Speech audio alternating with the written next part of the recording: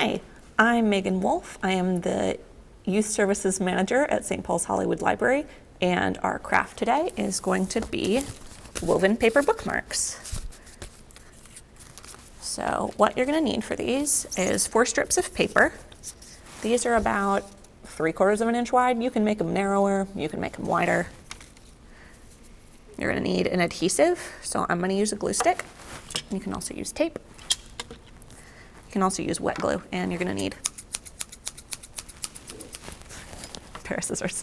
All right, so if you're going for a chevron pattern like these, you're going to keep your colors together. So everything is going to be at a 90-degree angle. So you're going to make a little square, just like that, and put a dot of glue down.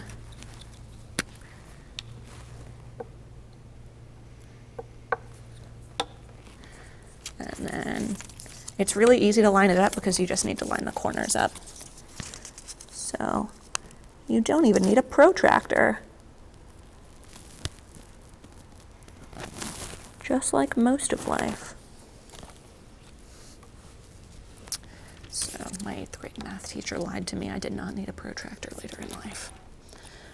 All right, when you add your second color, here's the glued piece. You're going to put it along so it's parallel with one of the pieces and glue it down like that.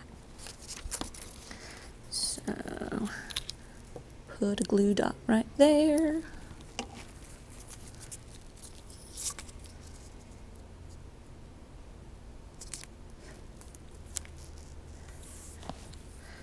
And you're going to do the same thing, going the other direction, and by this point, it should look like this. So the one color will be an X and the other color will just be a square on top. So put some glue down.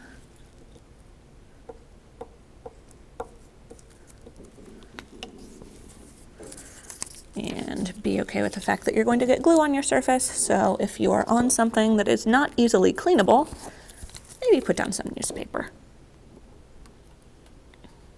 Okay, so we're glued in place. Looks like this. And now all we're going to do is take the outermost one and fold it in. So taking this and we're going to fold it so it lines up with the other two, so it's parallel. So the fold you're going to make is about 45 degrees. It's going to look, so it's 3 across. And then you're going to do the same thing on the other outer one, and to keep it in place, just put a little bit of glue on the following 2 strips to help it hold in place. You don't have to, it just helps it hold together better. But hey, live your life the way you want to live your life. So I'm going to fold it over again. So we've got 3. And generally once you've gotten some of them lined up, you don't really have to work too hard to keep them lined up because you just fold it along the line and use the edge of the paper as a guide. So same thing, a little bit of glue, nice little 45-degree fold. Try and make sure everything's lined up, but it mostly is. And crease and press. So you can see that it's already making that chevron pattern. So we are going to keep at this and keep going until the bottom. If you have a small child at home who likes to make art, then making a bookmark out of some of their scribble art would be a super cute gift for family members or grandparents, or just a good way to have a little keepsake of their art without having to cover your entire fridge with it. So we're gonna keep folding back and forth. I'm about 2/3 of the way done. And just keep doing that glue. Folding it down. Oop.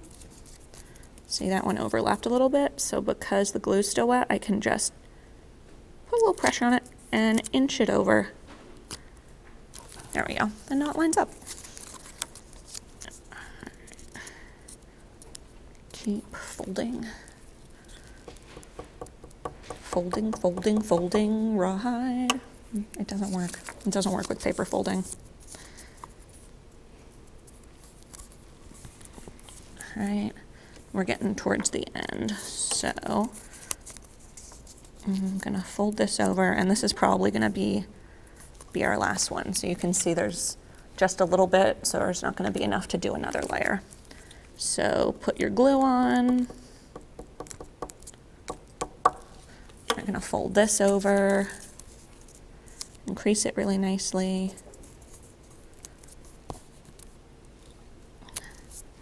And then we're gonna get to the trimming stage. So because you can see the lines of the paper, literally all you have to do is line it up and snip. Line it up and snip. And depending on how you glued it, some of these pieces in the back might be loose. Looks like I did a solid job. So you can see that there's, like it's a little bendy, and you can see the folds, which is part of the reason I really like to glue it down every single step so it doesn't do that and fall apart. And you can use it like this. If you're using cardstock, it'll be a little sturdier. I like to do a really basic tape lamination because I don't have a laminator at home, but I do have packing tape, and it does basically the same job for significantly less money. So just line your tape up, sticky side up, place your bookmark down. See, because I'm laminating it, I probably could have gotten away with not gluing on every fold, but I am living my best life here. So glue and tape, all of the adhesives. All right, and then there's a little bit of paper still left showing, which you might be good with. I want it all to be shiny. So I'm gonna line it up, tape it down, give it a good push, try and get the air bubbles out. See, I've got a crease in my tape already, but again, it's not the end of the world.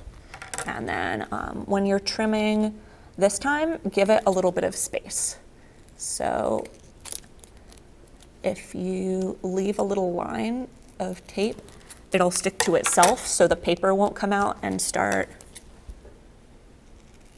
I want to say fraying, whatever the paper equivalent of fraying is. Shredding? Maybe. All right. And then you've got your chevron bookmark.